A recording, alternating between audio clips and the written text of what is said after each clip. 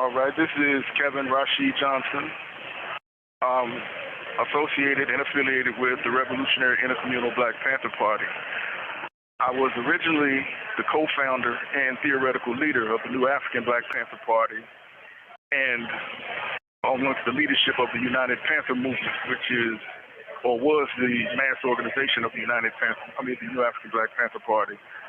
I'm conducting today an interview where I'm appearing by audio with Queenie Marie Wall, who is appearing by audio and video. Queenie was a part of the UPM, the United Panther Movement, for a period of time during, I believe, 2017 and 2018. And she had a particular experience of ongoing abuse at the hands of Thomas Watts, also known as Ding Ela, Tom Watts, who basically was the controller of the new Afrikan Black Panther Party up until the period that I and a number of other members split with that organization to reform and reconstitute as the Revolutionary Intercommunal Black Panther Party. And we initiated the Panther Solidarity Organization as the mass organization of RIBPP in place of the United Panther Movement. And I'm going to allow Queenie to give her own statement of testimony as to the abuses that she was subjected to at the hands of Thomas Watts, also Shaka Zulu, who now goes by Zulu Sharod. Queenie, I would like to allow you to introduce yourself, and you can just go ahead and explain how you came to be involved with the new Afrikan Black Panther Party, United Panther Movement, Thomas Watts, and Zulu Sharod. Okay, my name is Latoya Wall. Through social media, Queenie Marie. I live in Bethlehem, Pennsylvania, and I met Tom Watts through a few community experiences. Peace rallies and whatnot in the Lehigh Valley. This was years ago. So there were things that I would do in the community to help out, clean up the streets. There was a young man with the last name Rivera that worked under Tom Watts. And I also met him as well. Throughout certain situations in the community, we would all gather around, we would do candlelight vigils, walks for certain purposes for our own community. I was presented a chance to be a part and to be a comrade and to go on a trip to Tom's house to get a better understanding of the situation. And I did that. I took my son, we went to Bear Mountain. Tom taught us a lot about the Black Panther Party and its movement from the very beginning and things like that as a group. But as time went on, it seemed as if it was just almost me and my son in Bear Mountain at the house with Tom. I can't remember the young man's first name, but his last name is Rivera. He mobilized a lot of situations to get me to Bear Mountain. Also gave me the opportunity to work under Tom. The whole time I'm thinking he's a good person. This man is setting me up with under the table jobs to help me pay my bills. The jobs end up not paying me through Tom, through the young man he was working with and for. And, a lot of red flags came up, but once again, I'm away from my home in Lehigh Valley. I'm stuck up in Bear Mountain. I've got Shaka on the phone with me literally every day, 3 or 4 times a day, keeping tabs on what I'm doing, what I'm learning, what we're doing. I'm helping them sell organization shirts through Facebook. Didn't receive anything from it. I was also sent on a trip to Indianapolis, Indiana, and told that I was supposed to write a speech for Black August, in which I did. I was also prevented. Well, Tom tried to prevent me from going on the trip, tried to make me miss the flight deliberately. Because I refused sexual harassment. I refused him touching me, touching my leg, touching my arms, always finding a way to joke with me, trying to get me to rub his back because he's an old man and, you know, his body hurts. We had emergencies with him at the hospital, had to take him to the hospital overnight for 3 or 4 hours because he has half a heart, health issues. So I was basically a maid, a nurse, a cook. I was everything under the sun while I was in Bear Mountain. I was literally stuck. Did you have transportation? Absolutely stranded there. I was absolutely stranded there. Absolutely. In real life, it felt like almost a situation like the movie Get Out. Like I knew I didn't belong there. Trailer homes with white people reporting him to the landlord that there's a Black lady there, and they had no clue why I was there. I had no one to turn to, no one to cry for help, barely anyone to pick me up from Bear Mountain. I was made to count. Shaka and them made me count all the inventory in the boxes, and I'm talking there was like at least 7 to 9 boxes filled with inventory, from sweaters, sweatshirts, and t-shirts. I basically spent I had, government benefits, so I literally spent all my food stamps in Bear Mountain, buying the food for the home, cooking the food for the home, preparing for Tom and for my son, and literally every other day asking him, when can I just go home? I got bills to pay. I never got paid for literally like 2 under the table jobs I never got paid for there.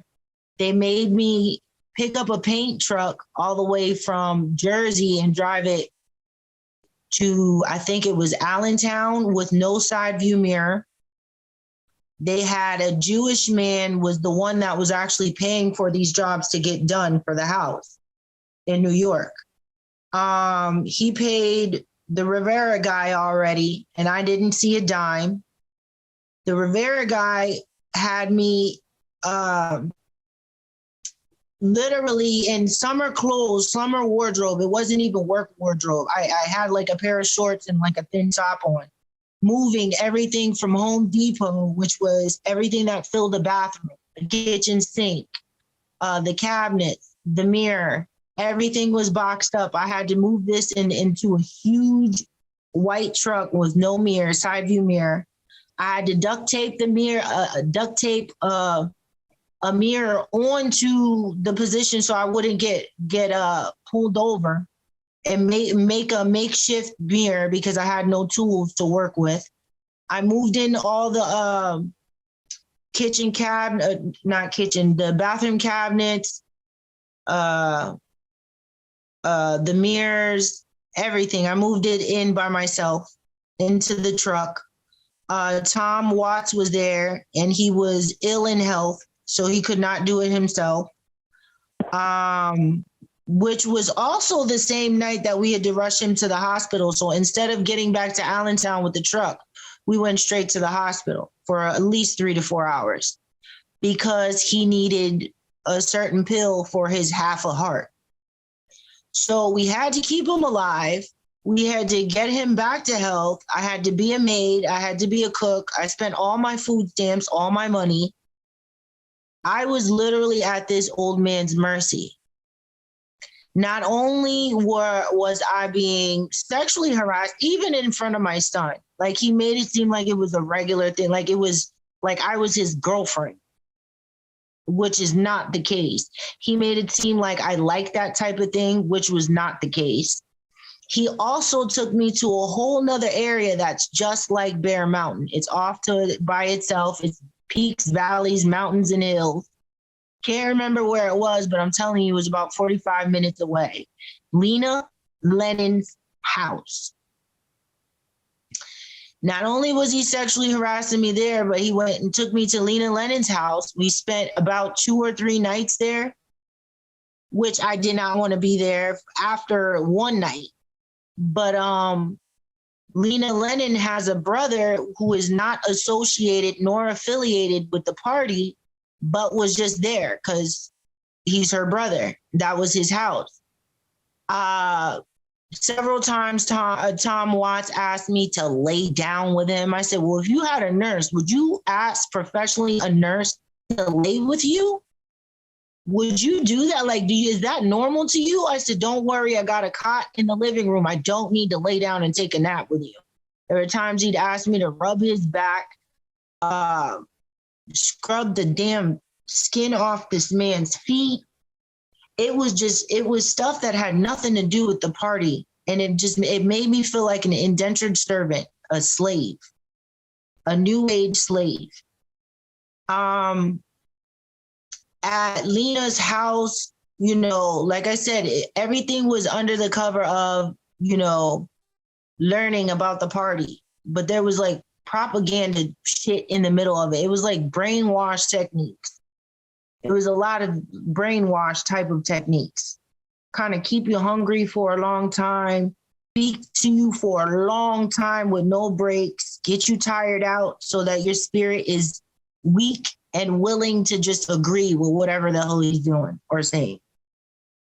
At Lena's house, the first night was okay, but the brother got super drunk, but it's his house. Nobody can say anything. And at the end of the night, I go to take my shower. I end up either forgetting the towel or forgetting my clothes in the room caddy corner from the bathroom. I thought it was safe. It's literally 2 steps away from the door. So there's a knock on the bathroom door. And I ask who it is. It's Lena's brother. And he's like, he's got to use the bathroom. Okay, all right, not a problem. But now I'm looking around and I'm like, dang, I ain't got all my stuff. So I'm pretty sure I'm still wet from the shower. I don't know if I had a towel or how that went, but I know all my stuff wasn't in the room. So I had to kind of do a little jog from the bathroom to the brother's room, which should have been unoccupied. The room was unoccupied, but he was right at the bathroom. He states to me, when I told him, give me a second, I gathered all my dirty clothes I had took off. I had them in my arms. And so when I opened the bathroom door, he's like something about, can I get a peek? And I'm like, a peek at what? And he said something about the outfit that I had on earlier was pretty sturdy. And he just wanted to get a shot of my chest area. And I was like, what? I was like, no. And then I rushed back past him and went to the other door, went through the other bedroom door. I locked it. I immediately got dressed. So, all right, that was that. I couldn't say anything to Tom because he's just as big a bastard as he is. I couldn't say anything to Lena because it's Lena's brother's house in the first place. So I kept it to myself. Okay, second day, I think, is a 4th of July. I remember because the fireworks were going off. And as the fireworks were going off, somebody was outside with a rifle. And all you heard, at least, it could have been at least 6 shots. Boom, like that.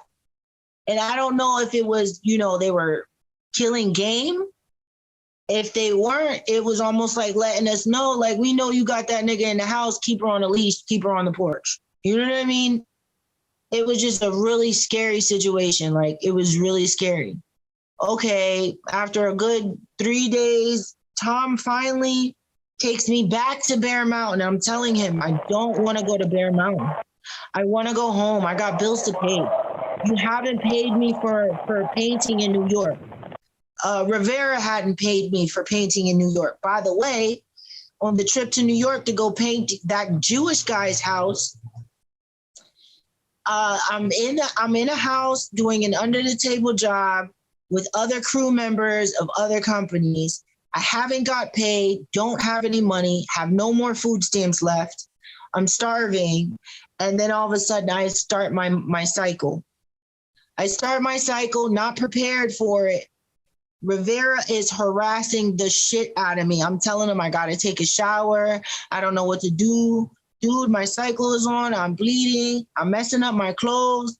Meanwhile, I still gotta strip like 3 layers of old wallpaper off the walls, strip that, and then paint over some of the walls. My work is not fast enough nor good enough for Rivera. He's screaming at me. He's telling me that I'm not intellectually sound enough to do a speech for Black August. He spent more time in the movement. He put more work in the movement than me.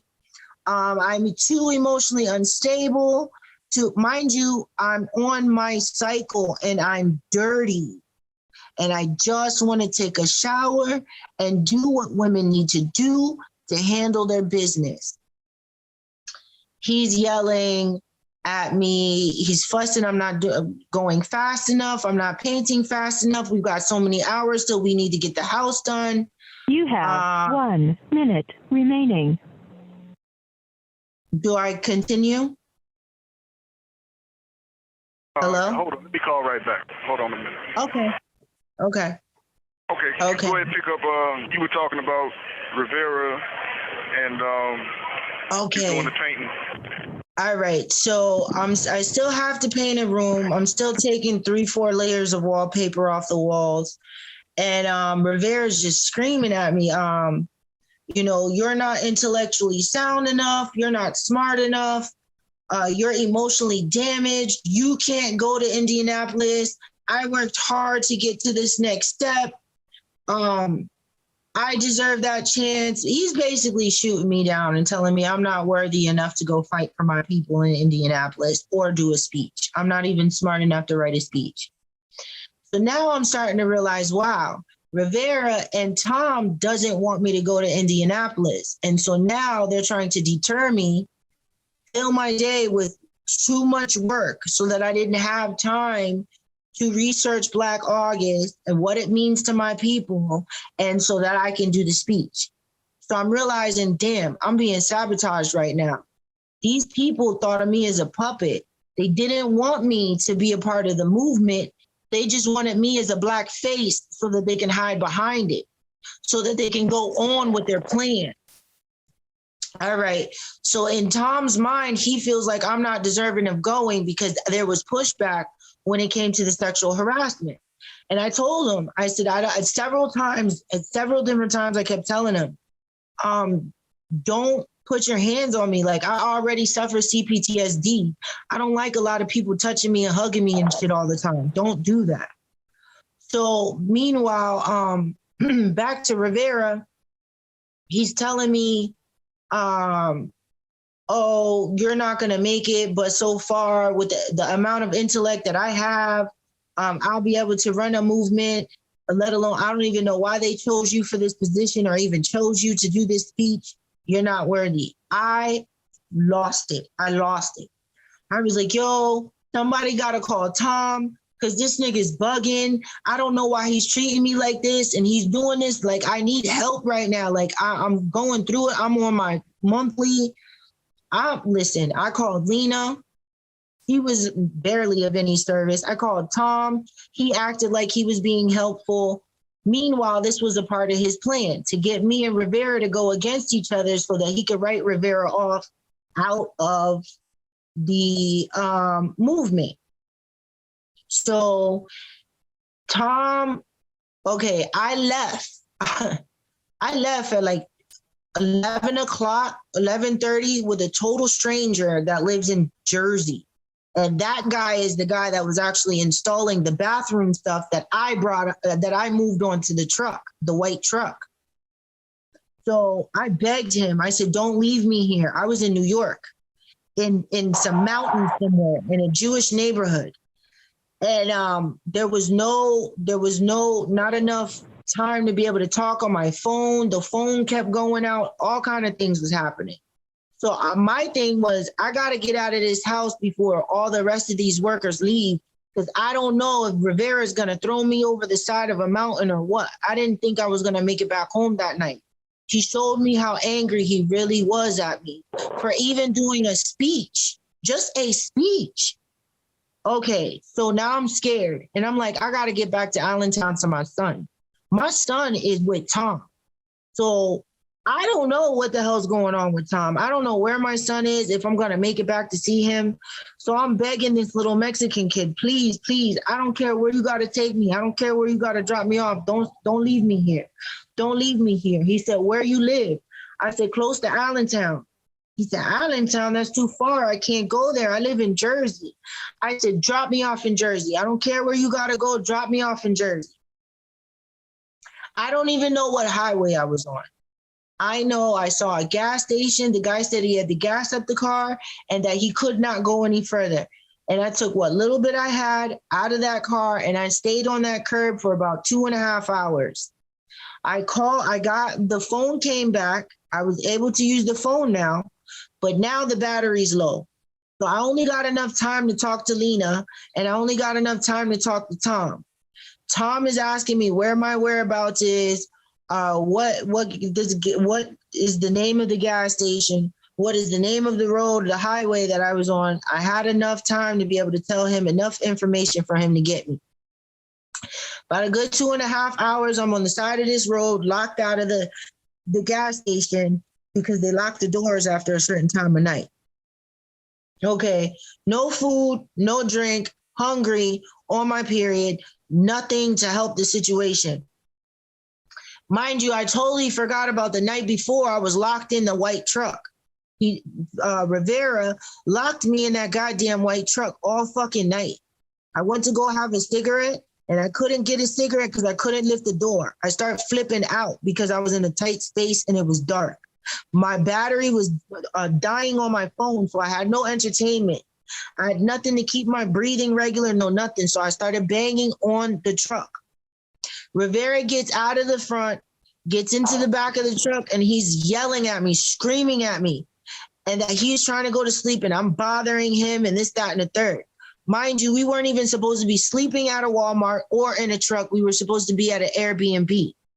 Tom must have sent him money, and whatever money Tom sent him, he kept in his pocket and did everything for free. So instead of going for an Airbnb, he locked me in the back of a truck and he slept in the front. The whole entire next day is when he cussed me out about being locked, him not locking the truck, in which he did. He cussed me out about waking him up, knowing we only had a few hours to go back to work. And I can't even remember what else, but he let me have it. And later on that day is the same day that he cussed me out about my position in the movement and how I didn't deserve it and I wasn't smart enough or bright enough to be able to do it successfully, and that I shouldn't be able to be let to Indianapolis. Boom. Fast forward, when I left out of there, gas station, Tom finally pulls up about 2.5 hours later. My son's in the back. This is the first time I get to lay eyes on my son again for a couple of days after that house, painting that freaking house and taking down wallpaper. Never got paid once again. Never got paid for moving all that stuff into that truck and never got paid for picking up that truck. Tom is the one who had to put gas in that truck to get it to Allentown before we could even get it to New York. So boom, I left with no money. I came with no money. My whole purpose to go take that trip was to work my ass off to make money under the table so that I can go pay my bills, because everything was getting shut off and I was about to get kicked out. Tom's main goal was to let that happen so that I would be stranded in Bear Mountain as his help, AKA fucking slave. That's what the fuck I was. I was a slave. I was being treated as a slave. I was being starved at certain point in times. I was being programmed with rewards, such as, cigarettes, or maybe even for me and my son to eat. I'm doing inventory, gotta paint. I'm lacking sleep. This motherfucker is preaching to us almost dang 24 hours a day. Like, it was so bad. I was lacking so much sleep. My nutrition was super low. I was just weak all over, just all the way around weak. I had a friend yes? Let me ask you this. Okay, during the time all of this is going on, this is around, from what you had previously explained to me, 2017. At that time, I was confined in Florida, and also Shaka was locked up when you said he was calling like daily. Were there any efforts made to bring your situation to the attention of other people as to how you were being sexually harassed by Tom, the sexual advances, the denial of payment, and all of this? Did you bring that to others' attention, and did you attempt I brought that to Lena's attention. I brought it to Lena's attention. She said it was nothing and waved it off. I told Tom's sister. She said, oh, you act like he's trying to molest you or something. I told her I felt like I was being kidnapped and that these people refused to take me home. Like, it was always an excuse. Oh, Tom's sick today. The sun is too high today. He can't drive under that condition. The sister has a car. She's like, oh, you act like he's trying to kidnap you.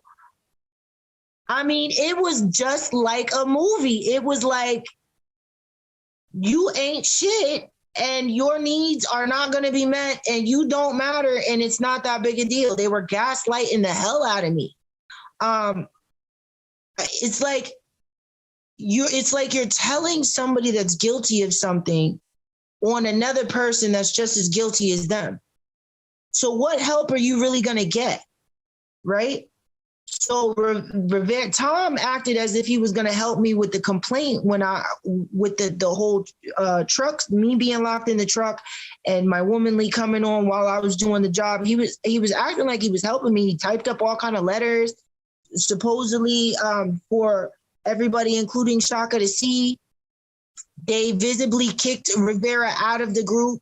He made it seem as if they were doing something about it, only so that he could single me out and have me by myself once Rivera was gone so he could sexually harass me.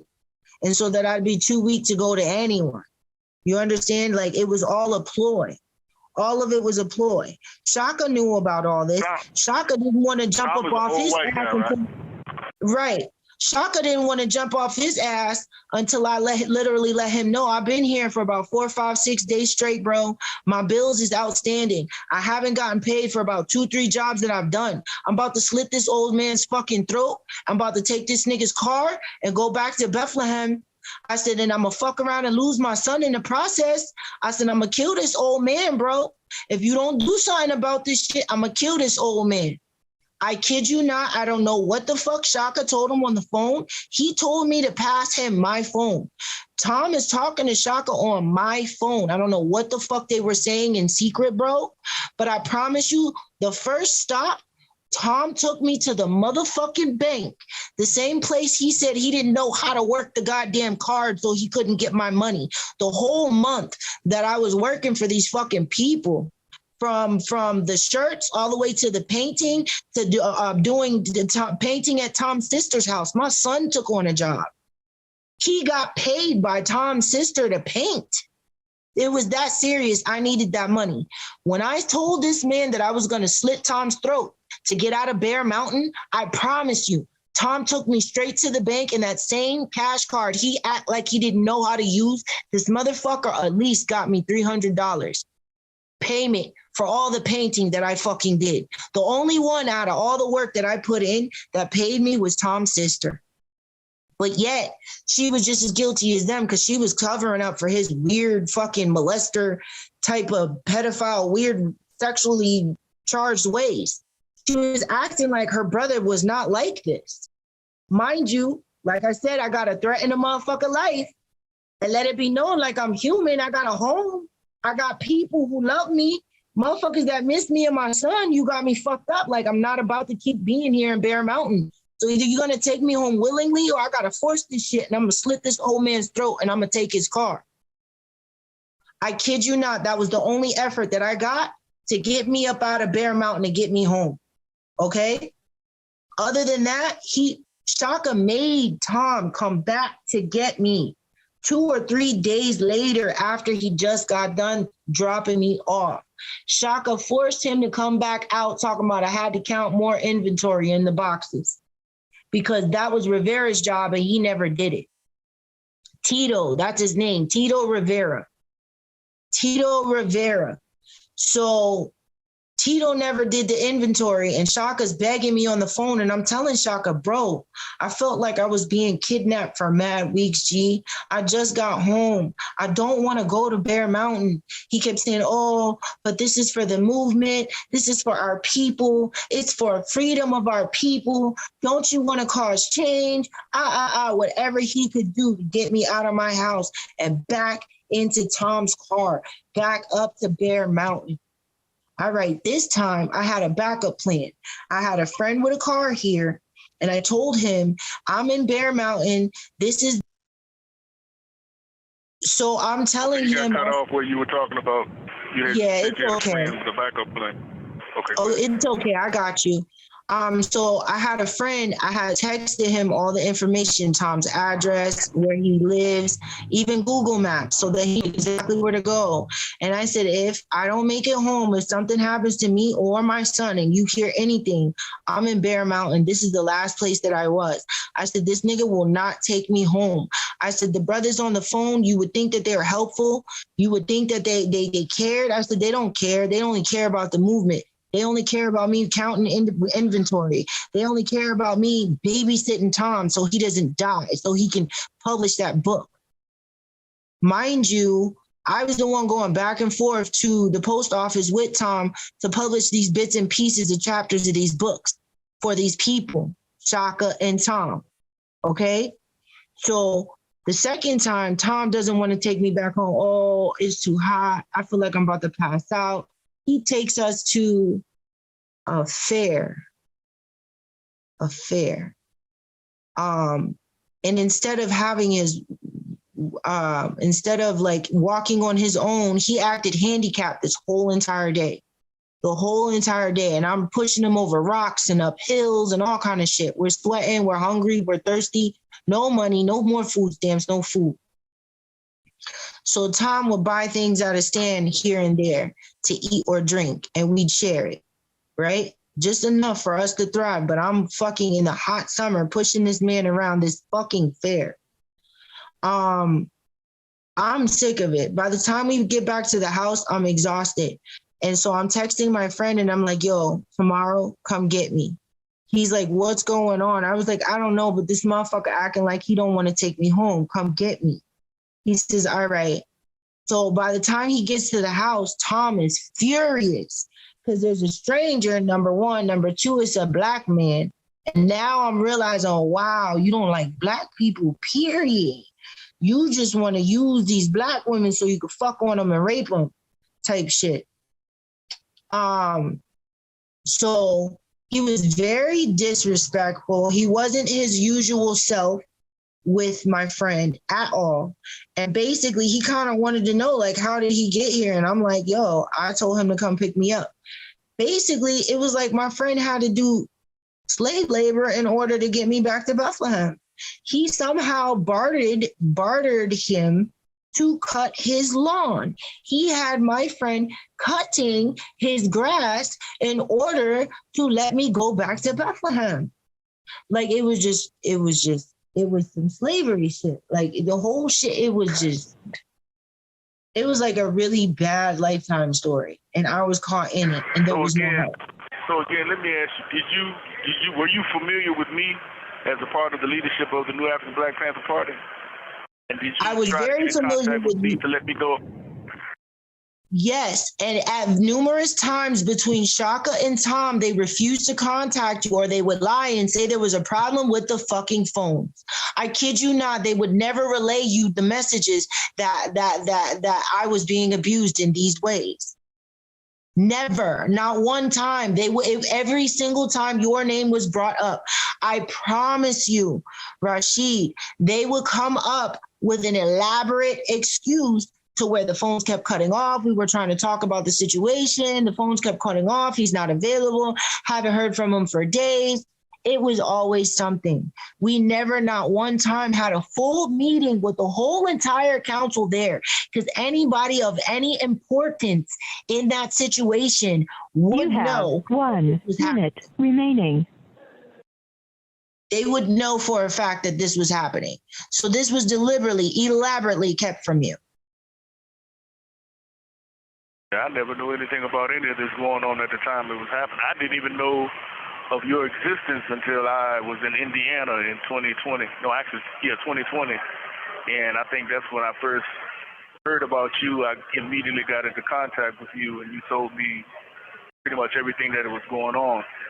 And at that time, you had a Facebook page where you Latoya Marie Wall. At the time that when this was going on, yes, you had I did. posts of you with UPM merchandise, NABPP merchandise, you traveling Yes. to assist them, etc. Yes, kept updated about all of that. Yes. Yeah, do you still have that material? I have all the pictures. I have all the pictures in my Google Photos, but I was so traumatized by the scenario. It was every year for 5 years. Thank you for using GTL. Okay. Alrighty. Queenie, Now, let me ask you this. Yes. Okay, let me ask you something real quick. Okay, you're familiar with Tom's role with respect to Shaka and the new Afrikan Black Panther Party and the United Panther Movement. In your Very personal familiar. observation and opinion, was Tom the one controlling these organizations? Was he using Shaka and other people of color like you as front people to run this organization himself, but you all as like fronts for the organization, or was the organization run by Shaka and people of color?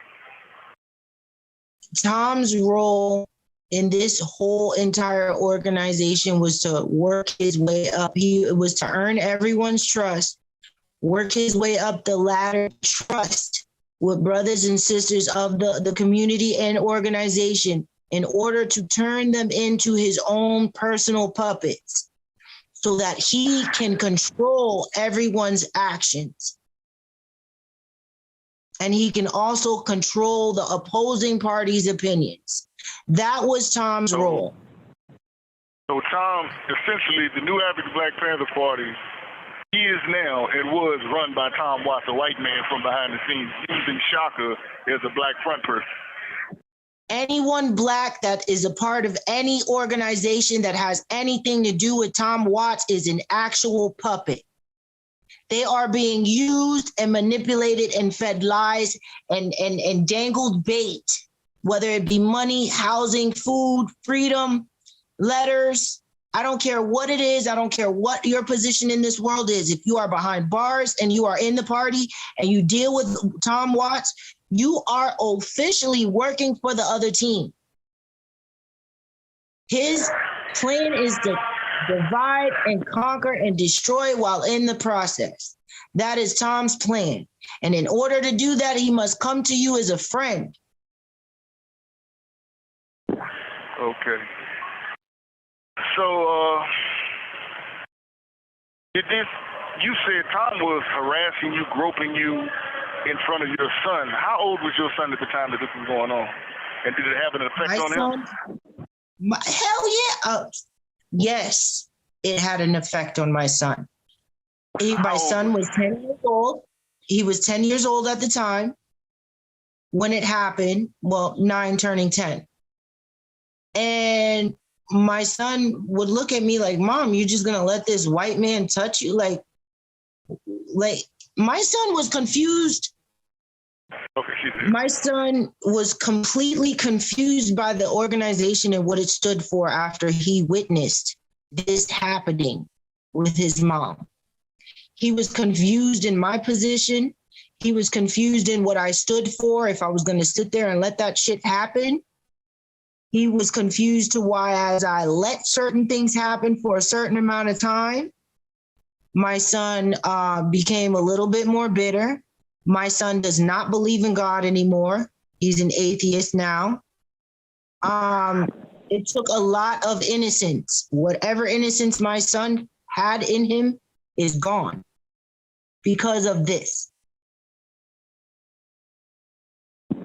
How how has it affected you and the way you look at the movement and your willingness to be involved with political activity, serving the community, trying to struggle against the system? How has your experience with Tom and Shaka affected you?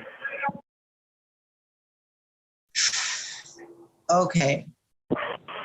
I was already a broken soul before this. I've been tortured, tormented, raped, molested, beat my whole entire life. I'm now 41 years old. So I already suffer CPTSD, anxiety, major depression, OCD, and other things, trying to control whatever's going on in my life because I've lost control with everything else, right? I can't keep a job because I'm emotionally unstable. I am having flashbacks, several flashbacks, which is also why I deleted my Facebook, because whenever I would get reminders of certain events, it would give flashbacks. I am emotionally distraught in every way because of this. When it comes to political things, political topics, I've come to the point where I don't even talk about it on social media anymore, because it will cause me to have breakdowns, mental breakdowns, crying fits, days with not wanting to get up out of the bed, days with not wanting to eat, sleep, major mood swings, almost sometimes degradation of self when I feel like I'm at my lowest. Like I ain't shit and I can't seem to do anything right type of mentality because of these abuses. I know for a fact these abuses are not my fault. I know for a fact that I meant well and my heart meant well. I know for a fact that some of the Black brothers and sisters within the community meant well by me. I know this to be true because I got the text messages and phone calls after the event to prove it. But I feel like my spirit is so broken that I can't stand for anything anymore because I feel like I let myself be broken by this man. I do not trust other Black people. The first people on the planet that has ever hurt me since my birth have been my own people. And the square that I stand in now is I will never fight for another brother or sister again. The same people that never fought for me when me and my daughter was going through struggle and suffer and pain. The same people that never fought for me when my family has been broken up or I've been going through emotional issues. My stance is I cannot fight for the same people that have never, ever been there for me or been in my corner. And that was a reality that I had come to grips with after I made the trip to Indianapolis. I'm scared to death of planes. I don't ever want to fly, but I did it because I knew that there was something I had to do for my people. I didn't get paid for it, barely got fed, but like a little bit of rabbit food. I sacrificed a lot in order to do these things.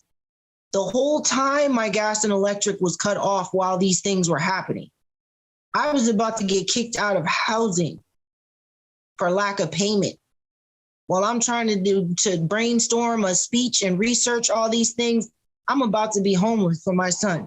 And I'm being kidnapped and taken to Bear Mountain to do inventory for clothing I'm not even allowed to have or wear. I'm not going to get paid for none of this. So my stance is I distrust everyone. Now let me ask you, said originally you were promised payment. How much were you promised payment? You said you only ended up getting like $300. How much were you promised by Tom initially to get you involved in going to Bear Mountain, staying in his home to do all this work for him and supposedly being taught about the movement? How much did he promise you in payment and how much did you ultimately get? Tom never promised me a dime. Tito promised me. Apparently Tito, this was the Jewish man that I speak of, and the house that we needed to paint was all the way in New York, right? So Tito promised me payment and he said, I don't have the money today, but when the work gets halfway done, that's when the boss is going to pay me. I overheard, it was at least 3,500. I overheard a conversation between him and a boss. 3,500. He promised me $700 to $900 to do the job. Never got paid a dime. And when I threatened to slit Tom Watts' throat is when I finally got at least $300. I also got $300, maybe $350, a little more, a little less, for my work for Tom's sister, which is not the full amount that I owed on my bills, but it was better than nothing. So Tom never voiced the price. Tito did, to get me on the road, to get me to do fill up the truck with the stuff from Lowe's. Tito promised the money, but I had to get it out of Tom because Tito and Tom worked hand in hand. Okay, once I got into contact with you, once we were able to talk about what happened to you and the comrades around me and talking to you and interviewing you about your situation, have you observed the difference in how you were treated by Tom, Shaka, and the people around him versus the people who came into the situation after your situation came to my attention and me? It's like night and day. It's like night and day. The difference is so large that I felt guilt for following the wrong people and getting caught up in all of this, because if I would have been able, if they would have let me meet you, Rashid, this would have panned out different. That's why they didn't want me to meet you. You met me on the phone. You never got to see me. I was actually at Tom's house, and he let me speak to you for a couple of minutes on the phone. But that's as far as it went. You and anybody that surrounded you and you alone actually cared about my situation, never forgot about my situation, and actually kept it alive when I gave up. Yes, it's night and day. It's night and day. When I met you and I really got to know you and I really told you my story, that made me realize that you were true blue, that you were the real deal. And this is what we want to try to bring to public light, is that your situation cannot be repeated. And we need to build a circle of support around you, people who have been treated like you, people who have been subjected to being pushed out of the movement, who've lost faith in the movement because being misled and abused by misleaders who use the movement, use the false flag of struggling to help our people, Black people, oppressed people, people of color, people on the margins, the working class. There are people who are misleaders, people who are what Hubert Harrison would call Emperor Joneses. They have their own objective to make money, to become celebrities, movement celebrities, etc., and really don't give a shit about the people and don't give a shit about those who are suffering at the hands of the system and outside the system. And we need the testimony of people like you, and we need to build support networks for people like you so that we can prevent these things from happening, and we need to put those people out there who are misleading and abusing the masses. Yes, I agree. I totally agree. I'm really, and I've expressed it to you, repeatedly, I'm really sorry that you went through this at the hands of people who I previously organized with, and at one point or for, a period of time, because I was in prison and I had not met them directly and dealt with them, in direct interactions I trusted and I thought were genuine comrades. But once I was able to engage with them, in real life, once I had moved to Indiana and I was able to talk with them on the phone and work with them directly, they revealed themselves to me to be misleaders and people who are opportunists and abusers. And that's why we ended up splitting with Tom and Shaka specifically and reconstituting as Revolutionary Intercommunal Black Panther Party. And again, I can't state enough how much I regret, and I'm sorry that you went through this at the hands of people that I once felt were genuine leaders and I endorsed and who have built something of following behind politics that I was a large part of developing, and they're still using it as a platform to portray themselves as genuine leaders, etc. This, this old white man from the Jim Crow era who feels that he has an entitlement to grope, to sexually harass, to make unwanted advances on a black woman, to basically traffic you in his house. He made me a servant. That's precise. It was indentured servitude. He made me a servant. And I don't know what I did wrong, because the only time you become a slave in America is when you get locked up, meaning you commit a crime. So I had committed no crime. The only crime that I may have committed was wanting to help my people and wanting to learn in the process. It's the only crime I've ever committed. But without even a gun, I was almost held hostage at somebody's home in Bear Mountain. And so the hell was my kid. And I was legit caught in a movie I couldn't get out of. And it hurts my soul that I had to take and threaten someone's whole life in order to gain my freedom. But that was the only tool I had left to work the situation and make sure my son and I got back home alive. Because I told you at some point in time, I thought Tito was going to kill me. I thought he was going to leave me at the bottom of a mountain somewhere in New York. I was not going home with him. You locked me the night before in the back of a truck all night. Like I was an animal. Like, there's no way I'm going home with you. Like, until this day, man, like the most evil people live the longest, and I would never, ever wish no harm against a human being. But if I feel like me or my family's life is held in jeopardy, I may have taken that person's life, and I would have if I had to. You understand? Like, I was kidnapped and removed from my hometown for a certain amount of time. The man was trying to let the clock run out so I could become homeless, so he could have more of leverage over me. You brought to Shaka's attention that Tom was sexually harassing you. What was Shaka's response? To be quite honest with you, Shaka didn't really have a major response. The only time he had a major response is when I just start ranting to him. And after telling him about this motherfucker touching me, and I don't fucking like it, we done talked several times about it, this motherfucker keep doing it, I'm gonna slit this old ass man's throat if I don't make it to Bethlehem. And if somebody don't pay me my fucking money for all the work that I done did this past couple of weeks, it's gonna be a problem. He didn't even react, really. It was pass the phone. I don't care, just pass the phone. I know it's your phone.